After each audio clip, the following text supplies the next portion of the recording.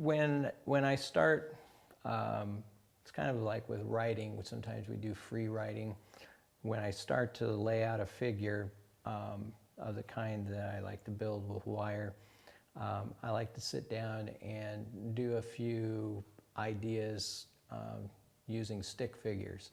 Now, oftentimes, like when we were little, we learned to draw a stick figure, and we would draw the body, and we'd give it two legs and arms and a circle for a head. The problem with